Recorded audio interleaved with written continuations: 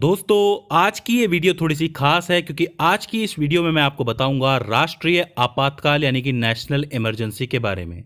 दोस्तों इमरजेंसी से रिलेटेड जितनी भी वीडियोस आएंगी वो सब पार्ट्स में होने वाली हैं क्योंकि ये बहुत बड़ा टॉपिक है और अलग अलग स्तरों पे काम करता है और चूंकि एग्ज़ाम की नज़र से बहुत ज़्यादा ज़रूरी है इसलिए मैं नहीं चाहता कि आप इसमें एक भी प्रश्न छोड़ के आएँ। आज की इस वीडियो में मैं आपको बताऊंगा कि इमरजेंसी होती क्या है, कितने तरीके की होती है, इसको लगाने के क्या कारण हो सकते हैं, इसको लगाया कैसे जाता है और इसको हटाया कैसे जाता है। तो मैं आपसे रिक्वेस्ट करता हूं कि आप साथ के साथ नोट्स बनाते हुए चलिएगा। तो ज़्यादा देर ना करते हुए शुरू करते हैं। अगर मैं आपसे पूछूं कि इमरजेंसी का नाम लेते ही आपके दिमाग में पहला शब्द, विचार या चेहरा किसका आता है, तो आप में से ज़्यादातर लोग सीधे कहेंगे इंदिरा गांधी। इसका कारण भी बहुत सटीक है क्योंकि अगर आपने इमरजेंसी के बारे में पढ़ा नहीं है तो कम से कम अपने घर वालों से सुना ज़रूर होगा कि इमरजेंसी तो इंदिरा के टाइम पे लगी थी। सबसे पहले तो ये जान लीजिए कि आपातकाल की ये व्यवस्था हमारे संविधान में जर्मनी के वीमर संविधान से ली गई है क्योंकि आपको पता ही है कि जर्मनी में युद्ध की परिस्थितियों का इतिहास कैसा है, तो वहाँ के वीमर सिद्धांत में इसको डाला गया था और वहीं से भारत के संविधान ने भी इसे लागू किया था। अब कई लोगों का यह मानना है कि आपातकाल को लागू करना मानव अधिकारों का हनन है और ये चीज किसी भी संविधान में नहीं होनी चाहिए क्योंकि ये एक इनह्यूमन चीज है, अमानवीय चीज है। लेकिन मैं आपको बता दूं कि भारत जैसे देश के लिए आपातकाल एक जरूरत है। वो इसलिए क्योंकि भारत एक बहुत बड़ा देश है और उसमें कई तरीके के लोग रहते हैं, मतलब कई तरीके की वैरायटीज आपको देखने को मिल जाएंगी, गुजराती, पंजाबी, बंगाली, तमिल वगैरह वगैरह। तो आप इसे पूर्णतः संघ की तरह ट्रीट नहीं कर सकते। अगर आप इसे अमेरिका जैसा संघ बना दोगे तो किसी ना किसी राज्य के टूटने का खतरा रहेगा, तो उसे संघ ऐसा बनाओ कि वो टूटे नहीं। और दूसरा ये है कि मान लो कि परिस्थिति बिगड़ जाए देश के अंदर, तो ऐसे में संघवाद को खत्म करके एकात्मक सत्ता लानी पड़ती है, यानी कि कुछ समय के लिए ही सही वहां पे एक शासन करना पड़ता है सेंटर का, यानी कि केंद्र का। तो भारत को संघवाद में भी विश्वास है और एकात्मक प्रक्रिया में भी। तो ऐसे में भारत एक क्वासी फेडरल स्टेट है जो कि अमेरिका से बिल्कुल अलग है। अमेरिका जो है वो फेडरल स्टेट है, वहां पे क्या होता है कि स्टेट्स आपस में जुड़े हुए हैं और स्टेट्स आपस में अलग भी हो सकते हैं म्यूचुअली तय करके कि हमें अब अमेरिका में नहीं रहना। तो भारत को जोड़े रखने के लिए आपातकाल या फिर एकात्मक व्यवस्था एक जरूरत बन जाती है। यही चीज डॉक्टर बी.आर. अंबेडकर ने भी कही थी एक बार कि अमेरिका सहित जितनी भी संघ व्यवस्थाएं हमें देखने को मिलती हैं वो संघ के एक कड़े रूप में है।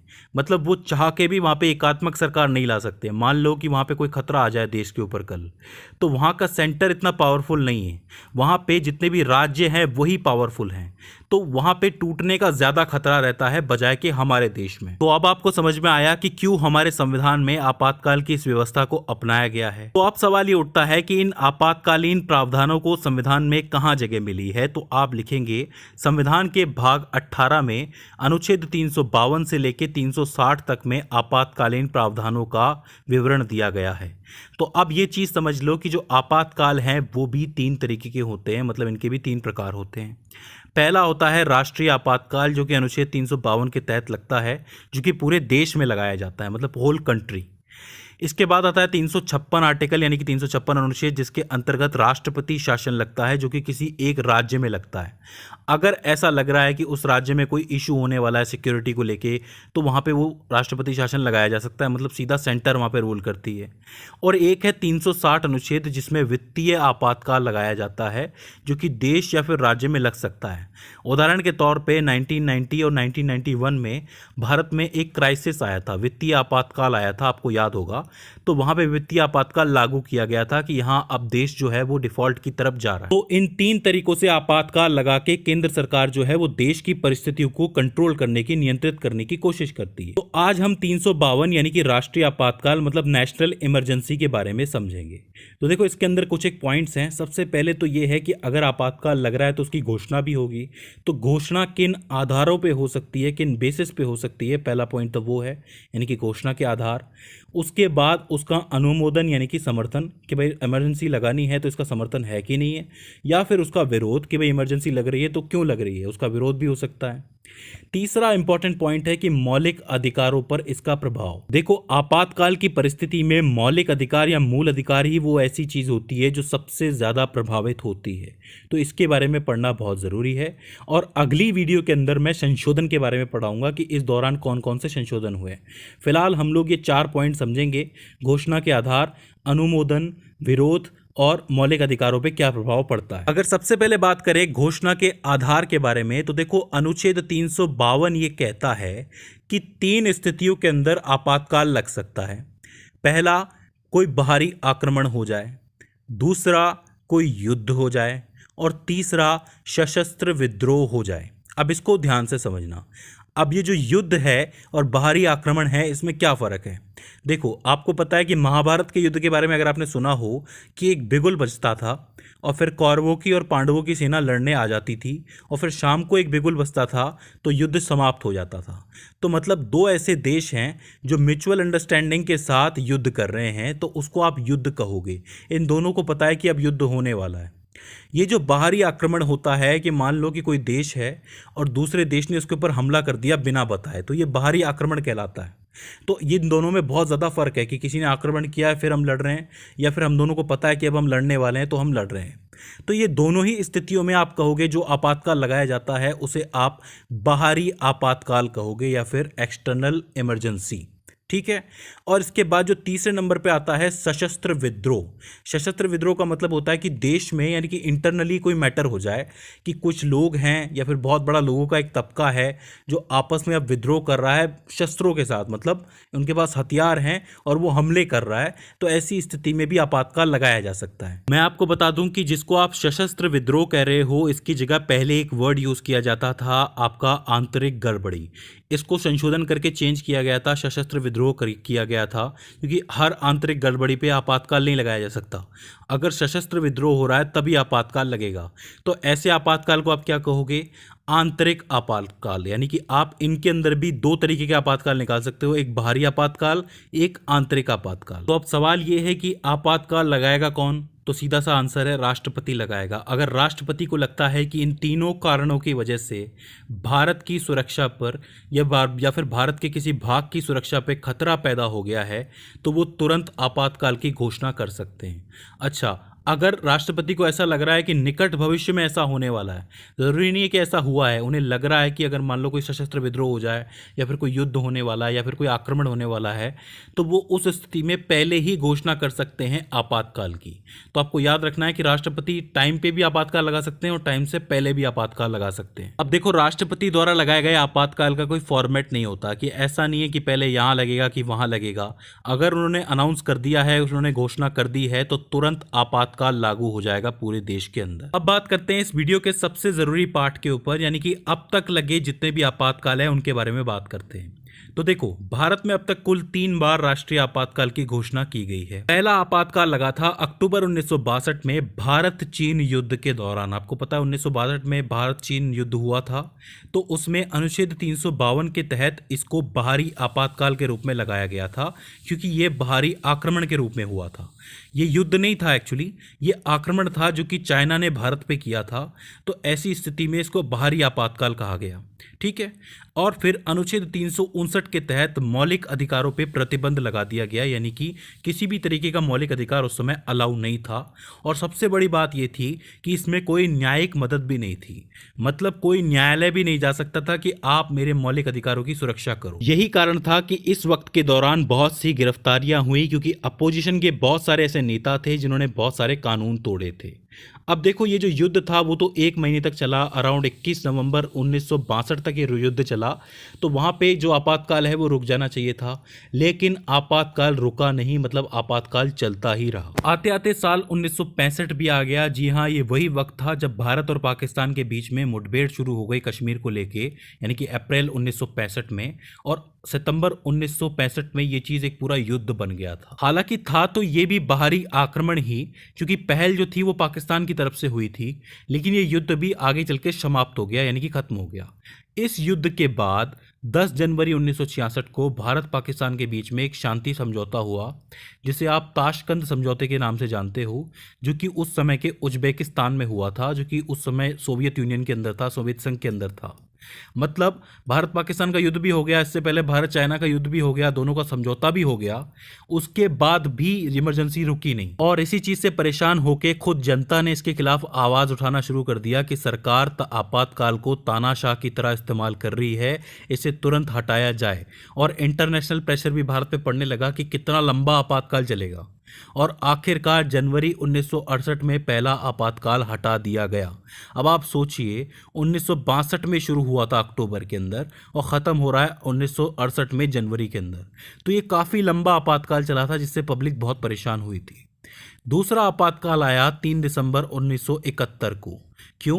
क्योंकि ये सवाल आपको दिमाग में आ गया होगा, एक बार फिर से भारत पाकिस्तान युद्ध हुआ, एक बार फिर से दोनों देशों के बीच में मुठभेड़ें होने लगी, एक बार फिर से ये बाहरी पहल थी पाकिस्तान की तरफ से और ऐसे में आपातकाल लगाया गया।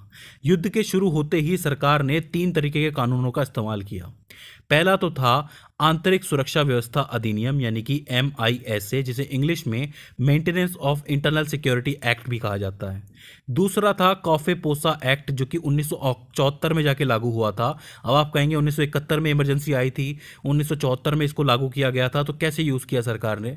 तो मैं आपको बता दूं कि ये इमरजेंसी भी काफ़ी लंबी चली थी, ठीक है।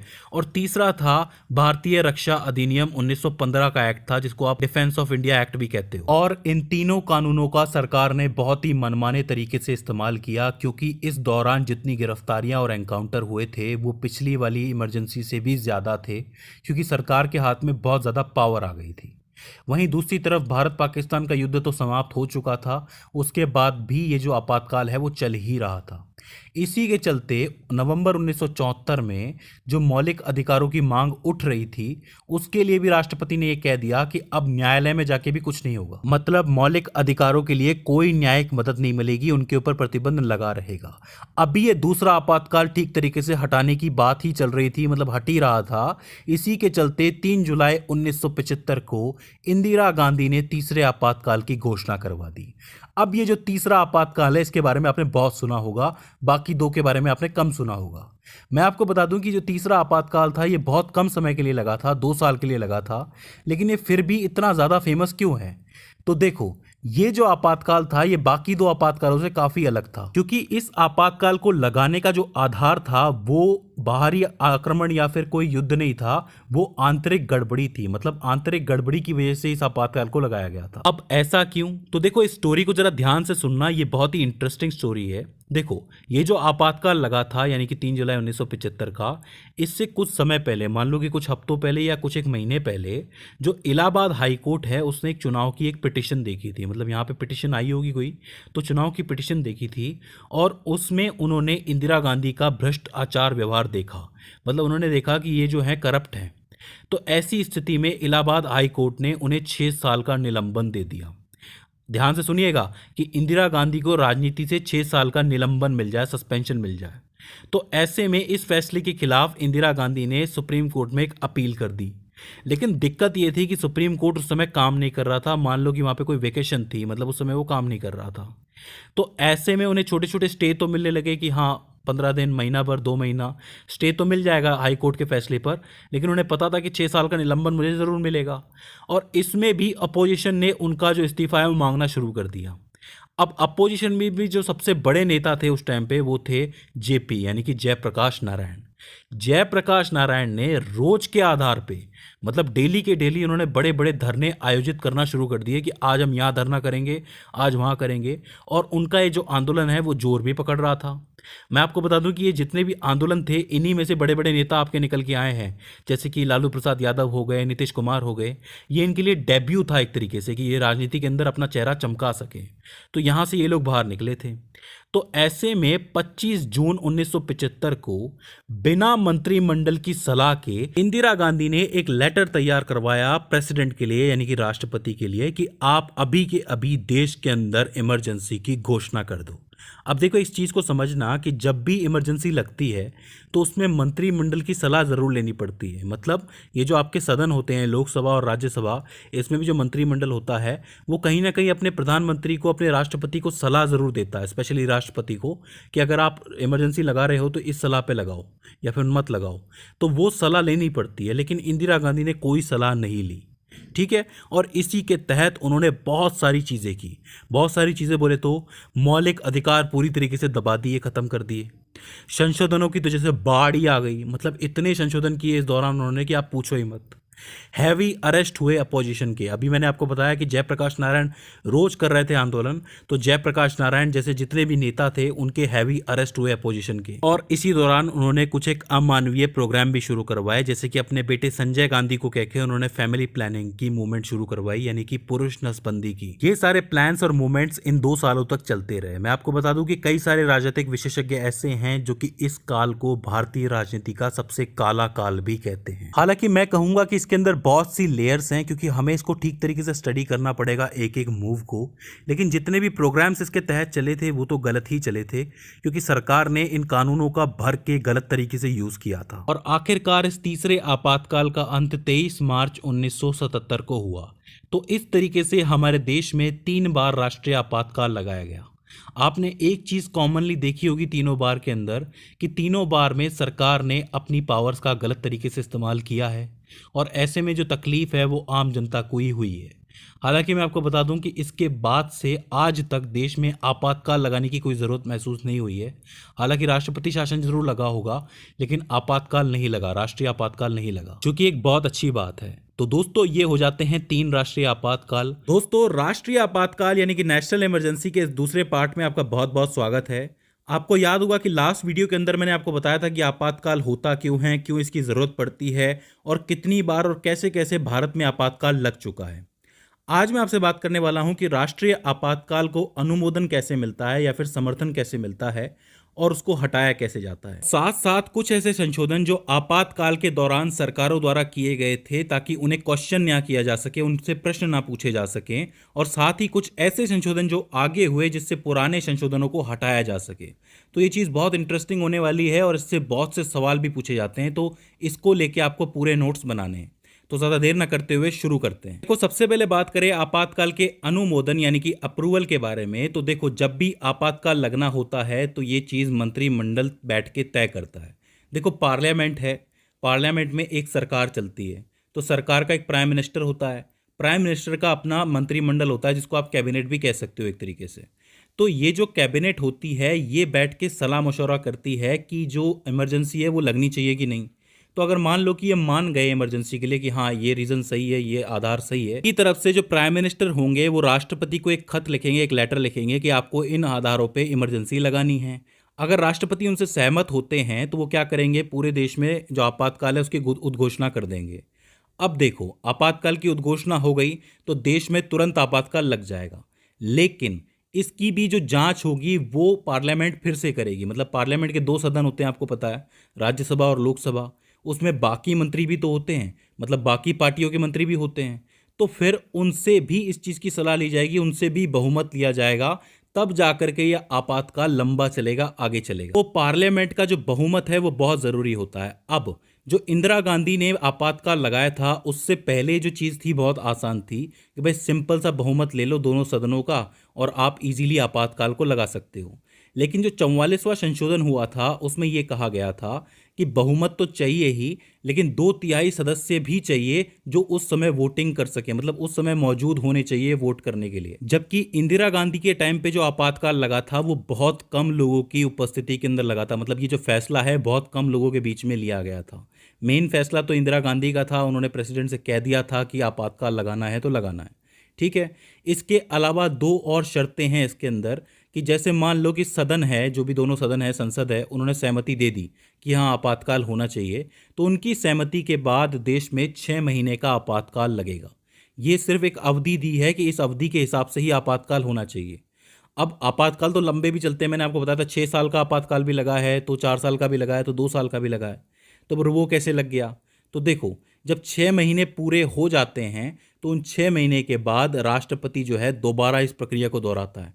मतलब दोनों सदनों के अंदर दोबारा इसका बहुमत लिया जाता है, दोबारा वोटिंग होती है, तभी आपातकाल आगे बढ़ता है। हालांकि ये शर्त बिल्कुल सही भी है, क्योंकि अगर सरकार को फ्री हैंड दे दिया जाए तो सरकार अपने मनमाने तरीके से आपातकाल को चलाई जाएगी और जनता परेशान होती रहेगी, जैसा कि हुआ भी था 1962 से 68 के बीच में, मैंने आपको पिछली वीडियो में बताया था। अब इसमें एक और कंडीशन है कि अगर लोकसभा और राज्यसभा दोनों सदनों में से कोई एक रिफ्यूज कर दे, इस चीज़ को रिजेक्ट कर दे, या फिर कोई एक्शन ही ना ले, या फिर दोनों ही एक्शन ना ले, तब क्या होगा, तब जो आपातकाल लागू हुआ है वो सिर्फ 1 महीने के लिए होगा, क्योंकि राष्ट्रपति की बात तो रखनी ही होगी, राष्ट्रपति ने आपातकाल की घोषणा की है तो 1 महीने के लिए कम से कम लगेगा। तो इस तरीके से किसी भी आपातकाल का अनुमोदन या फिर अप्रूवल किया जाता है। अब अगर बात करें कि आपातकाल को हटाया कैसे जाता है, तो देखो 44वें संविधान संशोधन के बाद आपातकाल को हटाना बहुत आसान हो गया है।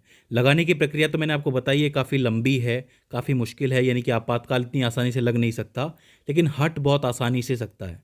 और ये चीज़ होनी भी चाहिए, क्योंकि आपातकाल से कहीं ना कहीं लोग परेशान होते हैं, तो उसको तुरंत हटाने की व्यवस्था होनी चाहिए। तो 2 तरीके हैं जिससे आपातकाल इजीली हट जाता है। पहला ये है कि अगर लोकसभा इस आपातकाल का विरोध करती है या इसको डिसअप्रूव करती है, तो आपातकाल को तुरंत हटना पड़ेगा। जी हाँ, अभी मैंने आपसे 1 महीने की बात करी है, लेकिन अगर मान लो लोकसभा विरोध कर देती है कि नहीं इसको अभी के अभी हटाओ, तो आपातकाल को तुरंत हटना पड़ेगा। ये कंडीशन कब आई? 44वें संविधान संशोधन के बाद आई।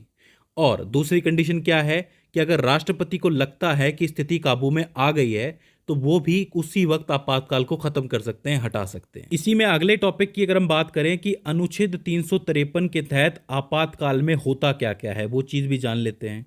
तो देखो, सबसे पहली चीज़ ये होती है कि जो सेंटर होता है, केंद्र होता है, उसकी ताकत राज्यों से बहुत ज़्यादा बढ़ जाती है। मतलब जो सेंटर होगा वही सारी की सारी डायरेक्शंस देगा, सारे के सारे इंस्ट्रक्शंस देगा कि राज्यों को कैसे काम करना है, क्या काम करना है, कब काम करना है। इसके अलावा जितने भी राज्य सूची के विषय होते हैं उनको लेके जो कानून है वो केंद्र सरकार बनाती है। अब आपको पता है 3 तरीके की सूचियां होती है, संघ सूची, राज्य सूची और संवर्ती सूची। संघ सूची वो होती है जिसके अंदर ऐसे विषय होते हैं जिनको लेके कानून केंद्र सरकार बनाती है। राज्य सूची वो होती है जिसमें ऐसे विषय होते हैं जिनको लेके कानून राज्य बनाते हैं। और संवर्ती वो होती है जिसके अंदर ऐसे विषय होते हैं जिनको लेके दोनों कानून बनाते हैं मिलके। लेकिन इमरजेंसी के टाइम पे, आपातकाल के टाइम पे क्या होता है, जो राज्य के विषय होते हैं उनको लेके भी कानून कौन बनाता है? केंद्र सरकार बनाती है। मतलब ये टोटली एकात्मक सरकार बन जाती है, सारी पावर केंद्र के हाथ में चली जाती है। राज्य सूची के विषयों को लेके कानून बनाने की बात अनुच्छेद 353B के अंदर लिखी गई है, मतलब उसका जो दूसरा पार्ट है उसके अंदर क्लियर की गई है। तो ये सारी चीज़ें कहीं ना कहीं 353 के तहत होती हैं। अब इसके बाद बात कर लेते हैं कि आपातकाल के दौरान मौलिक अधिकारों पे क्या फर्क पड़ा। अब एक चीज समझ लो, आपके लिए आसान हो जाएगी कि जो आपातकाल इंदिरा गांधी के टाइम पे लगा, उस समय इंदिरा गांधी ने अपने हिसाब से संशोधन किए। लेकिन इंदिरा गांधी के बाद 1978 में जो 44वां संविधान संशोधन आया, उस संशोधन ने कहीं ना कहीं सब कुछ बदल के रख दिया। मतलब जो भी चीज़ें इंदिरा गांधी ने अपने हिसाब से सेट की थी उनको वापस ठीक किया गया 44वें संविधान संशोधन के तहत। उस समय जनता सरकार चल रही थी, मोरारजी देसाई थे प्राइम मिनिस्टर। तो हम एक एक करके पहले इंदिरा गांधी का टाइम देखेंगे, फिर 44वां संविधान संशोधन देखेंगे। देखो, आपातकाल के दौरान मौलिक अधिकारों को लेके 2 महत्वपूर्ण अनुच्छेद हैं। एक तो है 358 और एक है 359। देखो, 358 की बात की जाए तो 44वें संविधान संशोधन से पहले क्या होता था कि जो अनुच्छेद 19 है उसके अंदर 6 फ्रीडम्स आपको दी गई हैं। आपको पता है ये सारी 6 फ्रीडम्स है। इन 6 आज़ादियों को, 6 स्वतंत्रताओं को छीन लिया जाता था। मतलब ये स्वचालित निलंबित हो जाती थी, मतलब ऑटोमेटिकली इनको सस्पेंड कर दिया जाता था। लेकिन 44वें संविधान संशोधन में ये कहा गया कि आप हर तरीके के आपातकाल में ऐसा नहीं कर सकते कि आप हर तरीके के आपातकाल में मौलिक अधिकार छीन लो, ये 6 स्वतंत्रता आपसे छीन ली जाए। आप सिर्फ ये कर सकते हो कि अगर कोई युद्ध हो जाए या बाहरी आक्रमण हो जाए, उस स्थिति में इन 6 को छीन सकते हैं आप। अन्यथा अगर कोई इंटरनल यानी कि जो आंतरिक कोई आपातकाल लगता है, ऐसी स्थिति में आप मौलिक अधिकार नहीं छीनेंगे। ये कहता है 44वां संविधान संशोधन। ठीक है। अब अगर आप बात करोगे 359 की, तो उसके अंदर क्या कहा गया कि राष्ट्रपति चाहें तो सभी मौलिक अधिकारों को छीन सकते हैं। 44वें संविधान संशोधन से पहले कौन कौन से मौलिक अधिकार है आपको पता है? 12 से लेके 35 तक। ये जो तीसरा भाग है जिसको आप मैग्ना कार्टा भी कहते हो, ये पूरा का पूरा सस्पेंड हो जाएगा। लेकिन 44वें संविधान संशोधन में एक और बात कही गई, वो ये कि आप सभी मौलिक अधिकारों को बंद कर दो, रद्द कर दो, लेकिन 20 और 21, मतलब नंबर 20 और नंबर 21 जो मौलिक अधिकार है उसको आप नहीं छीन सकते। नंबर 20 में क्या है कि अपराध के लिए दोष सिद्धि के संबंध में संरक्षण, और 21 में क्या है? प्राण व दैहिक स्वतंत्रता का संरक्षण। मतलब आपको पता है कि आपातकाल के दौरान बहुत सारी गिरफ्तारियां हुई थी, तो जो लोग गिरफ्तार हुए थे उनके जितने भी अधिकार थे वो सब मार दिए गए थे, मतलब सब छीन लिए गए थे। ऐसी स्थितियों में बहुत से खून भी हो गए, मतलब मर्डर भी हुए थे, एनकाउंटर भी हुए थे।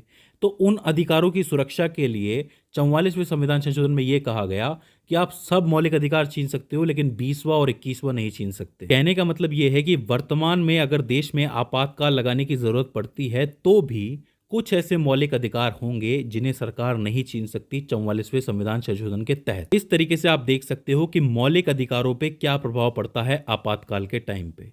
अब आता है राष्ट्रीय आपातकाल का आखिरी टॉपिक, जिसको हम कहते हैं संशोधन, कि उस समय क्या क्या संशोधन हुए और फिर उन्हें कैसे कैसे बदला गया। देखो, बहुत ही इंटरेस्टिंग है। मैं आपको 3 संशोधन बताऊंगा कि पहले क्या हुआ और बाद में क्या हुआ। नंबर 1, 38वां संविधान संशोधन। इसको ध्यान से सुनना। 38वें संविधान संशोधन में यह कहा गया कि अनुच्छेद 352 में एक नया हिस्सा जोड़ा जाएगा, जिसमें यह कहा गया कि राष्ट्रपति जिन भी किन्हीं वजहों से आपातकाल लगा रहे हैं उन पे कोई न्यायिक समीक्षा नहीं हो सकती। देखो, ये कब हुआ? 22 जुलाई 1975। तारीख आपको पिछली वीडियो से याद आ गई होगी। इस समय पे इंदिरा गांधी पे इलाहाबाद हाई कोर्ट में केस चल रहा था। तो ऐसे में उन्होंने क्या किया, राष्ट्रपति को बोल के जो है आपातकाल लगवा दिया। उन्होंने ये कहा कि इस संशोधन के माध्यम से राष्ट्रपति, उपराष्ट्रपति, प्रधानमंत्री और स्पीकर से किसी तरीके का सवाल नहीं पूछा जाएगा, और राष्ट्रपति जिन भी किन्हीं आधारों पर आपातकाल लगा रहा है उसकी न्यायिक समीक्षा नहीं हो सकती। मतलब उस पे न्यायालय कुछ नहीं कर सकता। आपातकाल लग गया तो लग गया। इसका जवाब दिया 44वें संविधान संशोधन ने। मतलब 44वें संविधान संशोधन के तहत इस 38वें संशोधन को निरस्त कर दिया गया और ये कहा गया कि जब भी राष्ट्रपति आपातकाल लगाएंगे, जिन भी कारणों पे लगाएंगे, उन कारणों की न्यायिक समीक्षा होगी। मतलब न्यायालय उसमें हस्तक्षेप करेगा, उसकी जांच करेगा, उसी के बाद आपातकाल लगेगा। ये तो पहला हो जाता है। इसके बाद आता है दूसरा, 42वां संविधान संशोधन। अब इसको आप नोट कर लेना, वेरी वेरी इंपॉर्टेंट लिख लेना, क्योंकि इस संशोधन के अंदर इंदिरा गांधी ने इतने बदलाव किए संविधान में कि इसको मिनी कॉन्स्टिट्यूशन, छोटा संविधान भी कहा जाता है। इसका जो सबसे मेन काम था कि न्यायपालिका की ताकत को कम करना है, न्यायालय की पावर को कम करना है। इस संशोधन में यह कहा गया कि संशोधन की न्यायिक समीक्षा नहीं हो सकती। मतलब सरकार अगर कोई संशोधन लेके आ रही है तो उसमें भी न्यायालय कुछ नहीं कर सकता। ठीक है। तीसरी चीज ये की कि राज्य सरकार की सारी शक्ति केंद्र सरकार को दे दी गई। मतलब राज्य सरकार बिल्कुल क्षीण हो गई, सारी ताकत चली गई, सीधा केंद्र के पास ही पहुंच गई।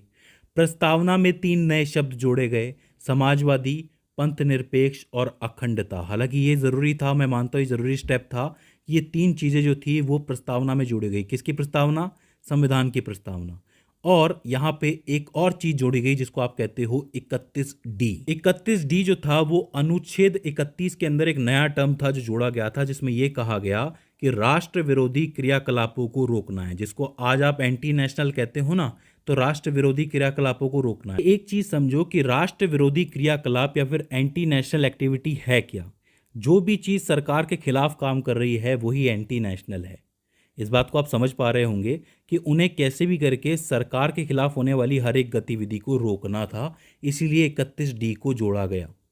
अब इसके जवाब में तीसरी चीज आती है 44वां संविधान संशोधन। इन्होंने क्या किया था? इन्होंने काफ़ी बदलाव किया था। इसको आप ऐसे समझ सकते हो कि सबसे पहले तो उन्होंने हर चीज़ को न्यायिक समीक्षा की ताकत दे दी थी।